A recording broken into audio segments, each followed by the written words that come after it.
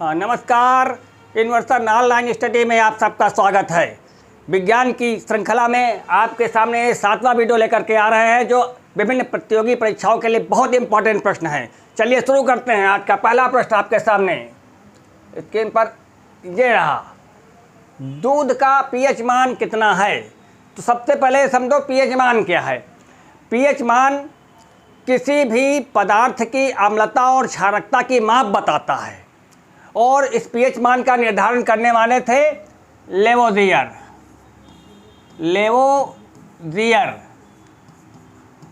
ये रसायनज्ञ है जिन्होंने सबसे पहले पीएच मान का निर्धारण किया था। और साथ साथ में भी बता दें कि जिन पदार्थों का पीएच मान 7 है वे उदासीन हैं और 7 से कम है तो अम्लीय हैं और 7 से ज़्यादा है तो क्षारीय हैं।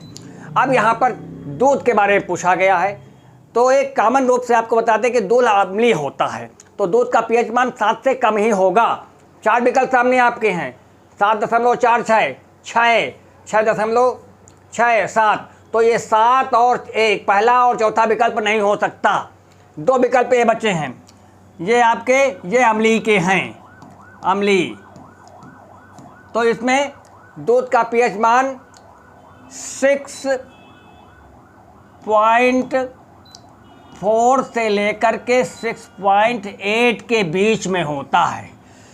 आप इसमें 4 विकल्पों में देखिए, ये 6 है, इससे कम है, 6.6 है, तो सही उत्तर 6.6 होगा दूध का पीएच मान।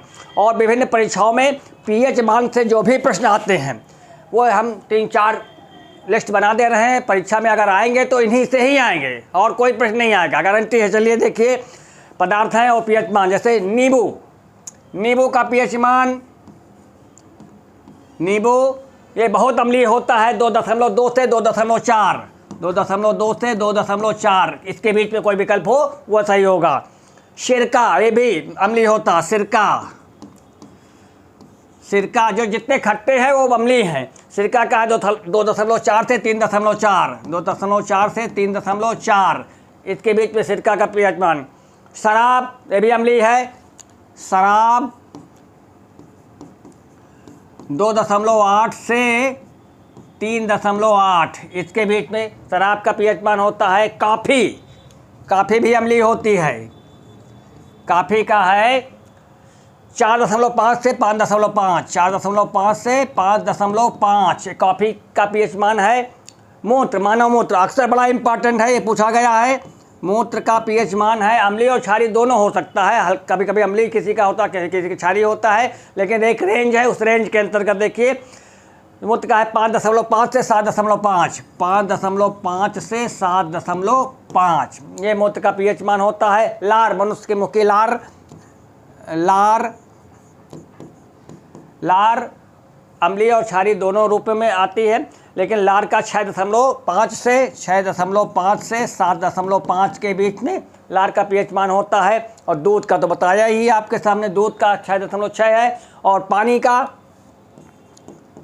पानी का 7 होता है। और ये बड़ा इंपॉर्टेंट है जो अक्सर पूछा जाता है, रक्त का पीएच मान, रक्त 7.46 ये रक्त का होता है।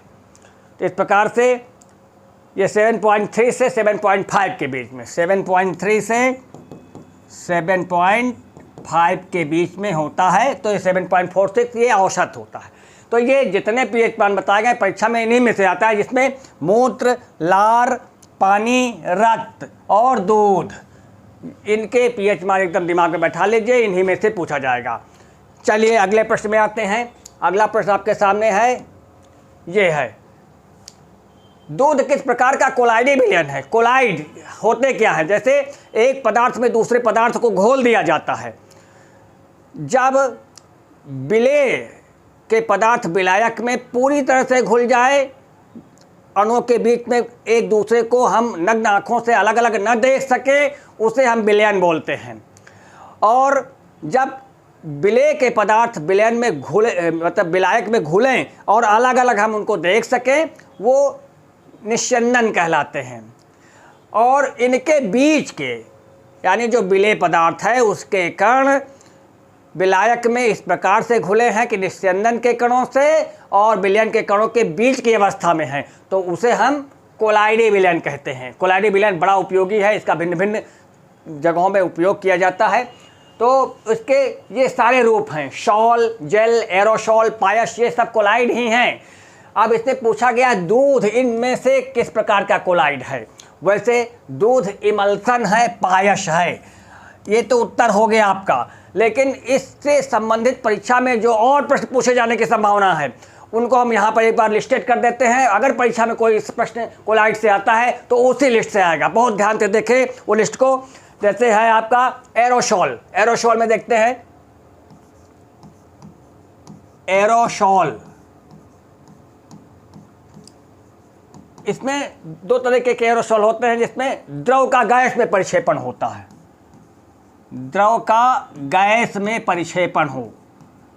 इसके अंतर्गत आते हैं कोहरा, बादल, कुहासा, कोहरा, बादल, कुहासा, ये एरोसॉल के अंतर्गत आते हैं जो द्रव पदार्थ गैस में घुल जाएं। फिर एरोसॉल में जो ठोस पदार्थ में गैस में घुल जाए, एरोसॉल ही है, ठोस गैस में घुल जाए, वो भी एरोसॉल ही होगा। और उसमें आता है वाहनों से निकला धुआं, वाहनों का धुआं, वाहनों का धुआं, कार्बन के कण ठोस हैं और गैस में घुल जाते हैं, वो आपका भी एरोसॉल है, ठोस का गैस में, वाहनों का धुआं। फोम एक है, फोम, ये भी कोलाइड है। फोम, फोम में होता है जैसे गैस का द्रव में परिक्षेपण, गैस का द्रव में परिक्षेपण होता है। और इस फॉर्म में आते हैं शेविंग क्रीम आती है, शेविंग क्रीम। बहुत इत्मीनान से लिस्ट को देख लीजिए, परीक्षा में इसी से फंसता है। और पायस, पायस जिसे इमल्सन बोलते हैं, पायस में इसमें द्रव का द्रव में परिक्षेपण होता है, द्रव का द्रव में परिक्षेपण होता है। और इसमें आपका आता है दूध, फेस क्रीम, दूध और फेस क्रीम, चेहरे में लगाने वाली क्रीम, ये आपकी पायस में आती है। और इसके बाद सॉल, सॉल, सॉल में है ठोस का द्रव में परिक्षेपण, ठोस का द्रव में परिक्षेपण होता है, उसे सॉल बोलते हैं। और सॉल में आता है कीचड़, कीचड़ आता है, कीचड़, कीचड़, मिट्टी के कण जो हैं पानी में प्रक्षेपित हो जाते हैं, वो सॉल कहलाता है। फिर है एक फॉर्म और है ठोस का गैस में, फॉर्म, ठोस का गैस में परिक्षेपण होता है, ये भी फॉर्म बनता है। और इसमें आता है गैस का ठोस में, फॉर्म का गैस का ठोस में।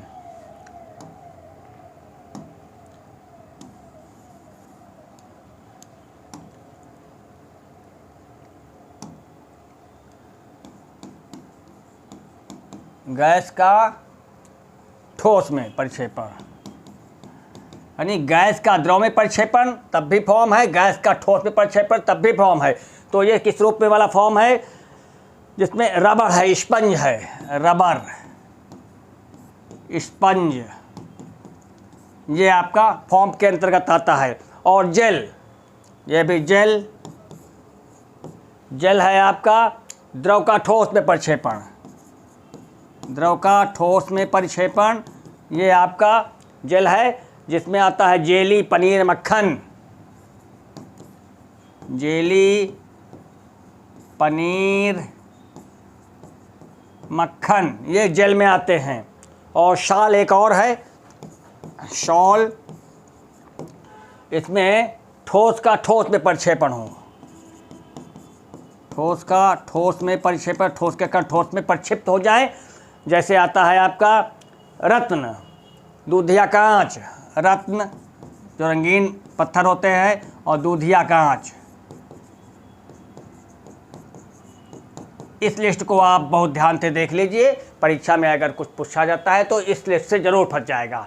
ठीक, चलिए फिर आप अगले प्रश्न में आते हैं। ये सामने आपके है वनस्पति तेल से वनस्पति घी बनाने में किस उत्प्रेरक का प्रयोग किया जाता है? तो पहले जाने उत्प्रेरक क्या हैं। उत्प्रेरक ऐसे तत्व या पदार्थ हैं जो किसी रासायनिक अभिक्रिया के वेग को परिवर्तित कर देते हैं। रासायनिक अभिक्रियाएं कुछ ऐसी हैं जो बहुत धीमी गति से होती हैं, जिन्हें आप देख नहीं पाते, बहुत दिनों तक चलती रहती हैं, हम इतना इंतजार नहीं कर पाते। कुछ रासायनिक अभिक्रियाएं इतनी तेज होती हैं कि आप उनको जल्दी से प्रक्षेपण नहीं कर पाते कि कैसे क्या क्या घटित हुआ। तो ऐसे पदार्थ उसमें मिलाए जाते हैं जो रासायनिक अभिक्रिया के वेग को बदल देते हैं। बहुत तेज होने वाली रासायनिक अभिक्रिया को धीमा कर देते हैं, बहुत धीमे होने वाली रासायनिक अभिक्रिया को तेज कर देते हैं, और ये उपस्थिति मात्र से रासायनिक अभिक्रिया के वेग में परिवर्तन ला देते हैं। उत्प्रेरक रासायनिक अभिक्रिया में भाग नहीं लेता, केवल उपस्थित रहता है और उसमें कोई परिवर्तन नहीं होता, तो ऐसे पदार्थों को उत्प्रेरक कहा जाता है। अब यहाँ वनस्पति तेल है जो वनस्पतियों से प्राप्त होता है, उसको वनस्पति घी डालडा बनाने में कौन सा उत्प्रेरक प्रयोग किया जाता है? वैसे वनस्पति तेल में जब हाइड्रोजन गैस प्रवाहित की जाती है तो वनस्पति घी बन जाता है और बहुत धीमी धीमी गति से बनता है। जब एक उत्प्रेरक मिलाया जाता है वो उत्प्रेरक है निकिल। निकिल उत्प्रेरक की उपस्थिति में वनस्पति तेल से वनस्पति घी तेजी से बन जाता है, तो ये उत्प्रेरक का है। फिर अगले प्रश्न में आते हैं, सबसे हल्की धातु कौन सी है? देखिए इतनी धातुएं लिखी हुई हैं, osmium, sodium, lithium, hydrogen. Hydrogen तो गैस है। खैर, सबसे हल्की धातु लिथियम। लिथियम ये उत्तर हुआ, सबसे हल्की धातु। ओसमियम ये सबसे भारी धातु है, सबसे भारी धातु, वजनी भारी धातु। और सोडियम सबसे मुलायम धातु, सबसे मुलायम धातु, ये चाकू से आसानी से कट जाती है। और हाइड्रोजन ये सबसे हल्की गैस, सबसे हल्की गैस। इतने तो हो गए। अब इसके अलावा और क्या बचता है उसको देख लीजिए। सबसे कठोर धातु, सबसे कठोर धातु ये है प्लेटिनम। प्लेटिनम सबसे कठोर धातु। सबसे वजनी या भारी गैस रेडॉन। सारे प्रश्न परीक्षा में पूछे जाने की संभावना है। सबसे भारी धातु ओसमियम, सबसे मुलायम धातु सोडियम, और एक चीज़ है द्रव धातु। द्रव धातु ये है पारा। बस इतने प्रश्नों से बात बनती है, आपको आप ध्यान में दिमाग में रख लीजिए, कोई ना कोई फंस जाएगा परीक्षा में। आगे प्रश्न में आते हैं, मोनोजाइट किसका अयस्क है? अयस्क ऐसे खनिज पदार्थ होते हैं जो प्रकृति में पाए जाते हैं और उन पदार्थों से धातुएं निष्कर्षित की जाती हैं। धातुएं मुक्त अवस्था में स्वतंत्र रूप से प्रकृति में प्राप्त नहीं होती हैं। सोना जैसी धातु है, थोड़ी बहुत अवस्था में प्रकृति में मुक्त अवस्था में मिल जाती है, लेकिन और बाकी धातुएं खनिज के रूप में ही मिलती हैं। खनिज में भिन्न भिन्न प्रकार के अवयव मिले रहते हैं, जिनसे उन अशुद्धियों को दूर करके मेटलर्जी के अंतर्गत और धातु का निष्कर्षण किया जाता है भिन्न भिन्न विधियों द्वारा। तो यहाँ प्रश्न पूछा जाए मोनोजाइट किसका अयस्क है, यानी मोनोजाइट से इनमें से कौन सा धातु या निकाली जाती है, ये है। तो मोनोजाइट, वैसे उत्तर हम बता दें, मोनोजाइट थोरियम का अयस्क है, थोरियम से निकाला जाता है। और इस अयस्क से अगर प्रश्न पूछा जाता है परीक्षा में तो हम यहाँ 5-6 अयस्क लिख देते हैं, धातुएं लिख देते हैं, उनके अयस्क के नाम लिख देते हैं जो परीक्षा में लिए इम्पॉर्टेंट है। जैसे धातु का नाम है, कौन सी धातु निकाली जाती है, और अयस्क का नाम है। जैसे आपका लोहा, लोहा इससे हेमेटाइट और मैग्नेटाइट, हेमेटाइट और मैग्नेटाइट, मैग्नेटाइट ये दो अयस्क हैं जिससे लोहा प्राप्त करते हैं, हेमेटाइट मैग्नेटाइट। और आपका एल्युमिनियम, एल्युमिनियम ये धातु बॉक्साइट से निकाली जाती है, बॉक्साइट, ये बॉक्साइट से एल्युमिनियम। और आपका पारासिनेबार, पारासिनेबार,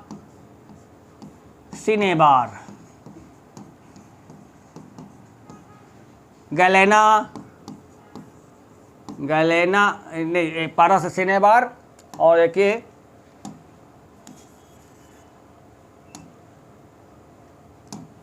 पारा सिनेबार है, और शीशा, शीशा का गैलेना है, गैलेना, और यूरेनियम का, यूरेनियम, यूरेनियम का है pitch blend, pitch blend uranium का है।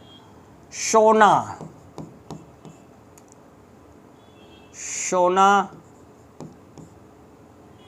कैल्वेराइट, कैल्वेराइट है, कैल्वेराइट, और तांबा, तांबा निकालते हैं क्यूपराइट से, क्यूपराइट। चांदी, अर्जेंटाइट, अर्जेंटाइट, ये ढेर सारे, इनको आप दिमाग में परीक्षा में अगर पूछा जाता है तो इन्हीं में से कोई एक आधा आता है, उसको आप पूरी लिस्ट को आप दोबारा वीडियो देख करके आप देख लीजिएगा, दिमाग में रख लीजिए। अगले प्रश्न में आते हैं। अच्छा, जो लोग इस चैनल में अभी नए नए आए हैं वो कृपया इस चैनल को सब्सक्राइब कर लें, और जो पहले से देख रहे हैं वो इसको लाइक कर दें, अपने दोस्तों को शेयर कर दें, अधिक से अधिक जानकारी फैलाएं जिससे आपको अच्छी तुरंत लाभ मिल सके। तो ये प्रश्न आपका सामने है, सोडियम थायोसल्फेट किसका रासायनिक नाम है? नमक, नमक का तो रासायनिक नाम नहीं है, नमक को कहते हैं sodium chloride, sodium chloride, chloride ये नमक का रासायनिक। ब्लीचिंग पाउडर, ये ब्लीचिंग पाउडर क्या है? Calcium oxychloride, calcium oxychloride.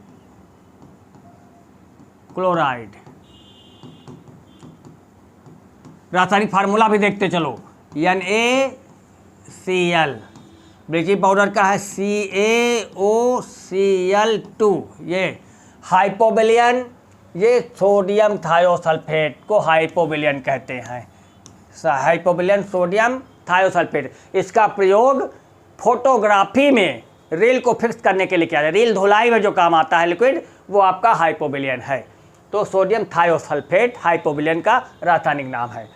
फिर अगले प्रश्न में आते हैं, ये सामने है, लकड़ी की वस्तुओं को कीड़ों से बचाने के लिए कौन सा रसायन प्रयोग किया जाता है? Zinc phosphate, zinc chloride, silver nitrate, alum. Alum तो फिटकरी को कहते हैं, तो सही उत्तर है जिंक क्लोराइड का प्रयोग किए जाते हैं। इसका प्रयोग पेंट में भी करते हैं, पेंट में करते हैं, और वार्निश में, पेंट वार्निश, और प्राइमर, लकड़ी वाला जो प्राइमर होता है, इसमें जिंक क्लोराइड का प्रयोग करते हैं। जिंक क्लोराइड से लकड़ी में कीड़े नहीं लगते। फिर अगला प्रश्न है आपके सामने, जैसा कृत्रिम वर्षा कराने वाला रसायन, कौन सा रसायन इन चारों में है जो कृत्रिम वर्षा कराता है, बादल का निर्माण कर देता है और उससे वर्षा हो जाती है? Silver nitrate, silver bromide, silver iodide. देखिए सिल्वर नाइट्रेट ये मतदान वाली स्याही में होती है, मतदान की स्याही, मतदान की स्याही में सिल्वर नाइट्रेट का प्रयोग किया जाता है, जो लगाने पर नहीं छूटती है, बहुत दिन तक बनी रहती है। सिल्वर ब्रोमाइड ये फोटोग्राफिक प्लेट में इसकी परत चढ़ी होती है, फोटोग्राफिक प्लेट में सिल्वर ब्रोमाइड की परत चढ़ी होती है। सिल्वर आयोडाइड ये कृत्रिम वर्षा कराने वाला रसायन है, सिल्वर आयोडाइड। तो सही उत्तर ये हो गया, और दो के बारे में और जानकारी मिल गई जो अन्य परीक्षाओं के लिए उपयोगी हो सकता है। चलिए अगले प्रश्न में आते हैं। ये सामने है आपका, बेवकूफ़ों का सोना किसे कहते हैं? सोने जैसे पीले रंग की धातु के तरह होता है लेकिन सोना नहीं है, वो बेवकूफ़ों का सोना है। मर्क्यूरिक सल्फाइड, पाइराइट्स, बॉक्साइट, क्रोनोमाइड। अब देखिए बॉक्साइट तो अभी हमने आपको बताया कि एल्युमिनियम का अयस्क है। मर्क्यूरिक सल्फाइड एक प्रकार का रसायन है जो दवाइयों में प्रयोग किया जाता है। पाइराइट्स, ये पाइराइट्स बेवकूफ़ों का सोना कहा जाता है। बेवकूफ़ों का पीले रंग का होता है लेकिन हल्का होता, सोने की तरह भारी नहीं होता। ये बेवकूफ़ों का सोना कहते हैं पाइराइट्स को। अगला प्रश्न है आपके सामने, क्विक सिल्वर के नाम से किसे जाना जाता है? क्विक सिल्वर देखिए सबसे महत्वपूर्ण, देखिए प्रत्येक क्विक सिल्वर सोना, चांदी, पारा, लोहा। आप सिल्वर चांदी कहते हैं, लेकिन यहाँ क्विक सिल्वर कहा जा रहा है तो चांदी नहीं हो सकता। तो क्विक सिल्वर पारे को कहते हैं, पारा। पारा क्विक सिल्वर के नाम से जाना जाता है। सीधा प्रश्न है, सीधा उत्तर, इसमें और कोई चीज़ की जरूरत नहीं, एकदम याद करने वाली चीज़ है। क्विक सिल्वर पारा को कहते हैं। फिर इसके बाद अगला प्रश्न है, सफ़ेद सोना किसे कहते हैं? सफ़ेद सोना यानी सफ़ेद रंग का होगा और बहुत महंगा, बहुत कीमती होगा। पारा उसे सफ़ेद रंग का, हल्की नीले रंग का होता है, हल्का नीलापन लिए हुए होता है। टाइटेनियम ये भविष्य की धातु है, भविष्य की धातु, ये भविष्य की धातु कहते हैं, भविष्य की धातु टाइटेनियम को बोला जाता है। प्लैटिनम, प्लैटिनम माइका ये अभ्रक है, आपका अभ्रक है, और तो प्लैटिनम को सफ़ेद सोना कहते हैं। और एक प्लैटिनम को एक चीज़ और कहते हैं, एडम उत्प्रेरक भी कहते हैं, एडम उत्प्रेरक, और सबसे कठोर धातु के रूप में आपको पीछे बता चुके हैं। तो इस प्रकार से 2-3 प्रश्न बनते हैं। टाइटेनियम भविष्य की धातु है, पारा द्रव धातु है, माइका अभ्रक को कहते हैं। इस प्रकार से ये कई प्रश्न इसमें एक साथ आए। आगे चलते हैं। आतिशबाजी का हरा रंग किसके कारण होता है? आतिशबाजी में लाल, हरे, पीले, नीले कई प्रकार के रंग दिखाई पड़ते हैं, चमकीले चमकीले। उनमें हरा रंग बेरियम के कारण होता है, बेरियम के कारण हरा रंग, और स्ट्रांसियम के कारण लाल रंग होता है। 2 अक्सर पूछे गए हैं, तो इसका तो उत्तर हो गया हरा रंग बेरियम। अगर लाल रंग के बारे में पूछे तो स्ट्रांसियम। ठीक, फिर अगले प्रश्न में आते हैं। ये आपका है, भविष्य का ईंधन किसे कहते हैं? यानी जब सारे ईंधन ख़त्म हो जाएंगे, है पेट्रोलियम है, डीजल है, कोयला है, ये ईंधन के रूप में प्रयोग कर रहे हैं, इनको एक बार प्रयोग कर देने से ये समाप्त हो जाते हैं, फिर इनका हम दोबारा प्रयोग नहीं कर पाते हैं। तो धीरे धीरे समाप्त होने के कगार पे हैं, एक समय आएगा समाप्त हो जाए, तो फिर ईंधन के रूप में, बिना ईंधन के कोई काम चल नहीं सकता। इसलिए भविष्य के लिए ईंधन के रूप में किस चीज़ का इस्तेमाल होगा, इसके लिए वैज्ञानिकों ने अभी से परीक्षण शुरू कर दिए हैं और प्रयोग करना शुरू कर रहे हैं। वो है आपका हाइड्रोजन। भविष्य का ईंधन हाइड्रोजन है। तो प्रश्न, भविष्य का ईंधन हाइड्रोजन। अगले प्रश्न में आते हैं, जल की अस्थायी कठोरता का कारण क्या है? यानी जल की कठोरता का मतलब क्या है? यानी जल जब साबुन के साथ झाग न बनावे तो वो जल कठोर है, जब साबुन के साथ आसानी से झाग बनावे तो मृद जल है। कठोरता 2 प्रकार की होती हैं, स्थायी कठोरता और अस्थायी कठोरता।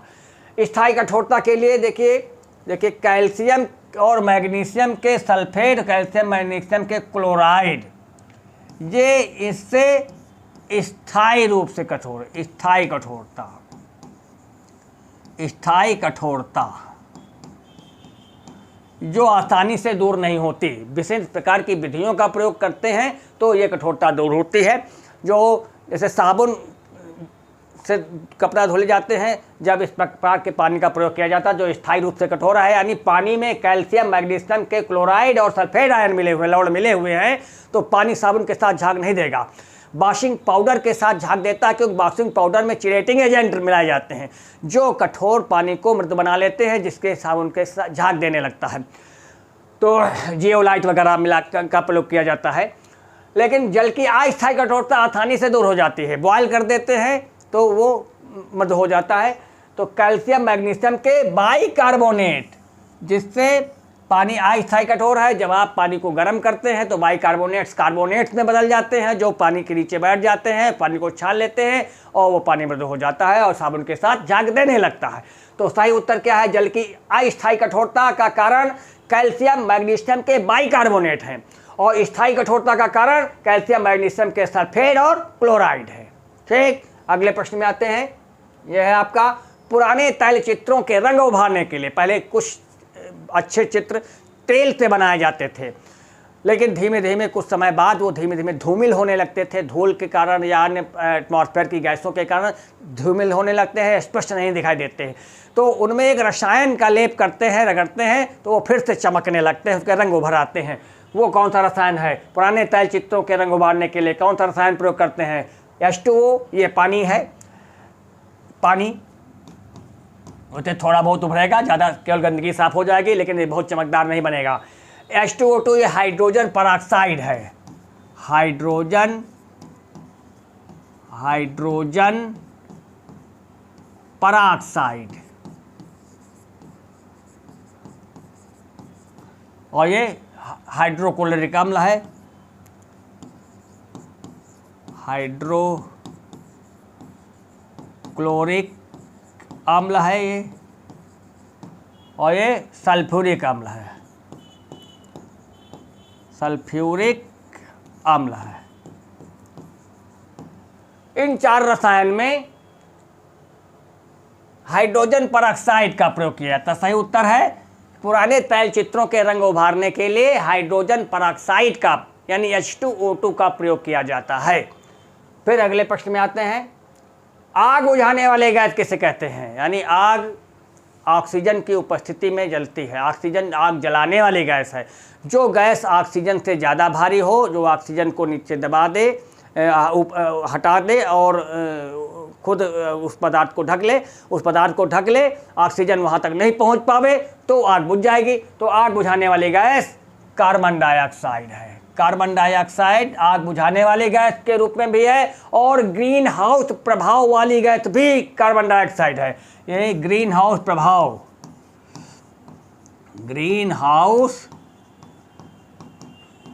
प्रभाव वाली गैस कार्बन डाइऑक्साइड है। कार्बन डाइऑक्साइड के एटमॉस्फेयर में सूर्य की ऊष्मा तो आ जाती है, लेकिन परावर्तित होकर के एटमॉस्फेयर से बाहर नहीं जा पाती, जिससे एटमॉस्फेयर का टेम्परेचर बढ़ जाता है। इसे हम ग्रीन हाउस प्रभाव कहते हैं। ये ग्रीन हाउस कांच के, हरे रंग के कांच के घर का ये गुण होता है, वही गुण कार्बन डाइऑक्साइड में भी होता है। इससे कार्बन डाइऑक्साइड को ग्रीन हाउस प्रभाव वाली गैस भी कहा जाता है। और आग बुझाने वाली गैस तो जानते हैं ये। और ठोस कार्बन डाइऑक्साइड को सूखी बर्फ कहते हैं। ठोस CO2 को सूखी बर्फ कहते हैं, सूखी बर्फ। ये आगे के परीक्षाओं में प्रश्न पूछे जाने की संभावना हो सकती है। तो 2-3 प्रश्न से आपको मिले। फिर अगले प्रश्न में आते हैं, ये सामने आपके है, कृत्रिम हीरे के नाम से किसे जाना जाता है? हीरा सबसे कठोर पदार्थ के रूप में माना जाता है। मोह स्केल में इसकी कठोरता 10 आंकी गई है। मोह स्केल में 10 खाने ही हैं सबसे ज़्यादा। नहीं, खरोंच का विरोध करने वाला बल जितना ज़्यादा लगेगा वो पदार्थ उतना ज़्यादा कठोर होगा। हीरा सबसे कठोर पदार्थ है। इसी गुण के आधार पर जो कृत्रिम हीरे के नाम से जानता है, यानी हीरे की तरह ही कठोर है लेकिन हीरा नहीं है। हीरा कार्बन का अपरूप है। और ये पदार्थ आपके सामने लिखे हैं, सिलिकॉन कार्बाइड, सिलिकॉन ब्रोमाइड, पाइराइड्स कोई नहीं। तो सही उत्तर है सिलिकॉन कार्बाइड को कृत्रिम हीरा कहते हैं। हीरे की तरह कठोर होता है सिलिकॉन कार्बाइड, कृत्रिम हीरा। अगला प्रश्न है, पुलिस द्वारा प्रयुक्त आंसू गैस कौन सी होती है? वैसे आंसू गैस बहुत खतरनाक, जो केवल आंसू गैस है जो युद्ध में प्रयोग की जाती है, जिससे आँख में जलन और दर्द, आँखों में पर्दा चढ़ जाता है और आदमी अंधा भी हो जाता है। लेकिन पुलिस द्वारा आंसू गैस, केवल आंसू निकलते हैं और आदमी परेशान हो जाता है, जिससे जो कोई विरोध प्रदर्शन वगैरह कर रहा है तो उससे वो भागता है, इसलिए पुलिस उस गैस का प्रयोग करती है। तो पुलिस द्वारा प्रयोग की जा रही आंसू गैस में अमोनिया का प्रयोग, ये है आपकी अमोनिया। अमोनिया, अमोनिया गैस का प्रयोग है NH3, ये अमोनिया का फार्मूला है। ये सल्फर डाइऑक्साइड गैस है, सल्फर ट्राइऑक्साइड गैस है, और ये पोटेशियम सल्फेट है।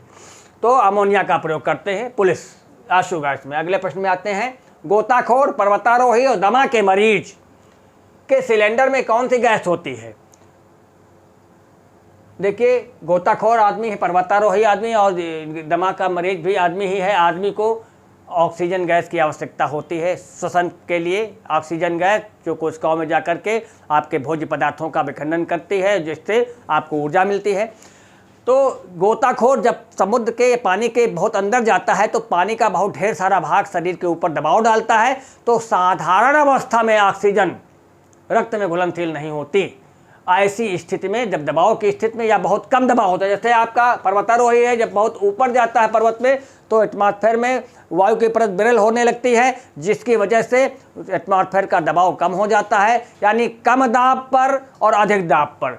और दमा का मरीज जो है उसमें भी शरीर में इस प्रकार की परिस्थितियाँ बनती हैं कि उसके शरीर का दाब कम या ज़्यादा हो जाता है। तीनों के लिए साधारण अवस्था में रक्त में ऑक्सीजन घुलनशील नहीं होती है, या नाइट्रोजन के साथ भी ऑक्सीजन रक्त में घुलनशील नहीं होती। जो एटमॉस्फेयर की ऑक्सीजन आप लेते हैं उसमें नाइट्रोजन 79% होती है, 20% ऑक्सीजन होती है, बाकी अन्य गैसें होती हैं। तो सामान्य अवस्था में सामान्य दाब पर तो ये नाइट्रोजन के साथ ऑक्सीजन रक्त में घुल जाती है और आपका उपयोग होता है। लेकिन विशेष अवस्था में जब दाब ज़्यादा हो या दाब बहुत कम हो, ऐसी अवस्था में रक्त में ऑक्सीजन घुलनशील नहीं होती है, तो एक मिश्रण तैयार करते हैं जो उस अवस्था में रक्त में घुल जाता है और ऑक्सीजन उपयोग में आ जाती है। वो है हीलियम और ऑक्सीजन का मिश्रण। हीलियम और ऑक्सीजन के मिश्रण को पर्वतारोही, दमा के मरीज और गोताखोर अपने सिलेंडर में रखते हैं। जो सांस लेते हैं तो हीलियम की उपस्थिति से ऑक्सीजन रक्त में घुल जाती है और हम उसका उपयोग कर लेते हैं। तो यह हो गया। अगला प्रश्न आते हैं, पीने के पानी को निर्जीवीकृत करने वाली गैस कौन सी? पीने के पानी में जो जीवाणु आ जाते हैं उनको मारने वाली गैस पूछी जा रही है। Hydrogen gas, chlorine gas, oxygen gas, carbon dioxide gas. सही उत्तर होगा क्लोरीन गैस। ये निर्जीवीकृत करती है। ये क्लोरीन गैस सीधे प्रयोग नहीं करते हैं, इसका प्रयोग जैसे टंकियों में, जो बड़ी बड़ी टंकियाँ होती हैं उनके पानी में जीवाणु अगर आ गए हैं तो उसमें ब्लीचिंग पाउडर डाल देते हैं। ब्लीचिंग पाउडर मिला दिया जाता है। CaOCl2। जब यह ब्लीचिंग पाउडर पानी से क्रिया करता है H2O, तो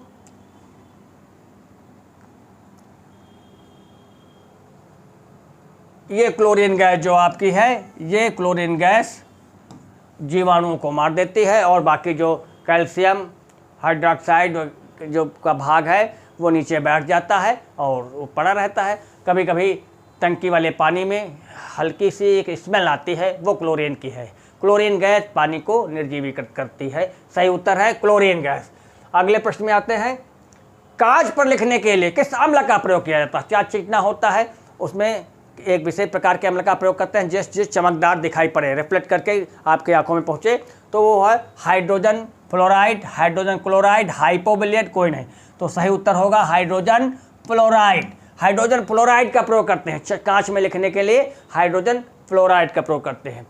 ठीक है, जो लोग इस चैनल में अभी भी नए हैं कृपया करके इस चैनल को सब्सक्राइब कर लें। ये जानकारी आपको अच्छी लग रही है तो आप इस चैनल को सब्सक्राइब करें। ये विभिन्न परीक्षाओं के लिए बड़ा इंपॉर्टेंट टॉपिक्स है। सामान्य विज्ञान के प्रश्न हर परीक्षा में 10% जरूर आते हैं और ये सब परीक्षाओं के लिए बड़े इंपॉर्टेंट क्वेश्चन तैयार किए गए हैं अनुभव से, इसलिए आप इसको बहुत ध्यान से देखें, अपने मित्रों को भी शेयर करें और जो लोग देख रहे हैं उसको लाइक कर दें। ठीक है, धन्यवाद आपका। आगे बढ़ते हैं अगले प्रश्न में, प्रकाशीय सजावट एवं विज्ञापन नलिकाओं में कौन सी गैस होती है? प्रकाशीय सजावट जो विज्ञापन के लिए बोर्ड बनाए जाते हैं जो रात के अंधेरे में भी दिख सके, चमकें, तो एक गैस उसमें भरी जाती है। वो गैस कौन सी है? सामने विकल्प हैं, क्रिप्टॉन, नियॉन, ऑर्गन और हाइड्रोजन। सही उत्तर होगा नियॉन गैस। नियॉन गैस का प्रयोग किया जाता है। देखिए, ऑर्गन गैस जो है वो विद्युत बल्ब में भरी जाती है। बल्ब में नियॉन गैस विज्ञापन नलिकाओं में, ये उत्तर है आपका। नियॉन गैस चमकती है इसलिए नियॉन गैस का प्रयोग किया जाता है। अगले प्रश्न में आते हैं, प्रोड्यूसर गैस किन गैसों का मिश्रण है? प्रोड्यूसर गैस एक प्रकार का ऐसा गैसों का मिश्रण है जो ईंधन की तरह प्रयोग करते हैं। बहुत उपयोगी ईंधन है और बड़ी बड़ी भट्टियों में इसका प्रयोग किया जाता है। कार्बन मोनोऑक्साइड नाइट्रोजन का मिश्रण, कार्बन मोनोऑक्साइड हाइड्रोजन का मिश्रण, कार्बन डाइऑक्साइड हाइड्रोजन का मिश्रण, हाइड्रोजन और नाइट्रोजन का मिश्रण। सही उत्तर होगा कार्बन मोनोऑक्साइड और नाइट्रोजन के मिश्रण को प्रोड्यूसर गैस कहते हैं। और ये जो लिखा है इसे वाटर गैस कहते हैं। वाटर गैस या जल गैस, ये भी एक ईंधन ही है। तो जल गैस पूछे तो कार्बन मोनोऑक्साइड और हाइड्रोजन का मिश्रण है। अगर प्रोड्यूसर गैस पूछी गई है तो कार्बन मोनोऑक्साइड और नाइट्रोजन, 50% कार्बन मोनोऑक्साइड और 50% नाइट्रोजन का मिश्रण प्रोड्यूसर गैस कहलाता है, जो बहुत अच्छा उपयोगी ईंधन है। फिर अगले प्रश्न में आते हैं, धब्बा रहित लोहा बनाने के लिए उसमें कौन सी धातु मिलाते हैं? लोहे में बबल न रहे, जिससे लोहे में मजबूती रहे, इसलिए लोहे में एक धातु मिलाते हैं, विकल्प है निकेल, क्रोमियम, बेरियम और आयरन। आयरन तो लोहा ही है, क्रोमियम मिलाया है।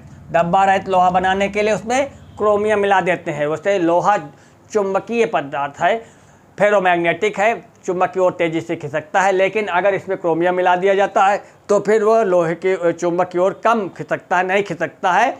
स्टेनलेस स्टील में इसका प्रयोग किया जाता है। स्टेनलेस स्टील बनाने के स्टील के बर्तन लोहे उसमें चुंबक में नहीं चिपकते, क्रोमियम के कारण नहीं चिपकते। तो क्रोमियम धब्बा रहित लोहा बनाने के लिए इसमें मिलाते हैं, ये सही उत्तर होगा। अगले प्रश्न में आते हैं, त्वचा में खरोंच जैसी दिखने का कारण है। त्वचा में खरोंच शरीर के कुछ तत्वों की कमी के कारण शरीर में भिन्न भिन्न प्रकार के परिवर्तन दिखते हैं। उन्हीं में से एक चीज़ है त्वचा में खरोंच जैसी दिखना। तो जस्ते की कमी से, जस्ते की अधिकता से, लोहे की कमी से, लोहे की अधिकता से। देखिए लोहे की कमी से तो एनीमिया होता है, रक्त ताल्पता है, खून की कमी हो जाती है, तो शरीर के रक्त की लालिमा, त्वचा की लालिमा कम हो जाएगी, ये होगा। तो सही उत्तर है जस्ते की कमी से। जस्ते की कमी से त्वचा में खरोंच जैसी दिखती है। और जस्ते की कमी से धान का खैरा रोग अक्सर पूछा गया है। धान का खैरा रोग, खैरा रोग यानी धान की पत्तियां हल्की हल्की भूरे टाइप की हो जाती है, जिससे प्रकाश संश्लेषण की क्रिया बाधित होती है और भोजन पौधा नहीं बना पाता, उसकी वृद्धि और विकास रुक जाते हैं। तो धान का खैरा रोग जस्ते की कमी, इसका छिड़काव पानी में घोल करके किया जाता है, जिसके कारण धान की खेती में खैरा रोग समाप्त होता है। तो धान का खैरा रोग जस्ते की कमी से, त्वचा में खरोंच जैसी दिखना जस्ते की कमी से। तो ये 25 प्रश्न, और आपने देखा होगा कि इन 25 प्रश्नों से आपको और अधिक 50 प्रश्न मिले जो अन्य परीक्षाओं के लिए बड़े उपयोगी हो सकते हैं। तो इस वीडियो को बहुत ध्यान से देखें, अपने मित्रों को भी शेयर करें, और फिर इसके बाद हम अगले वीडियो में और ढेर सारे प्रश्न लेकर के आएंगे। तब तक के लिए धन्यवाद।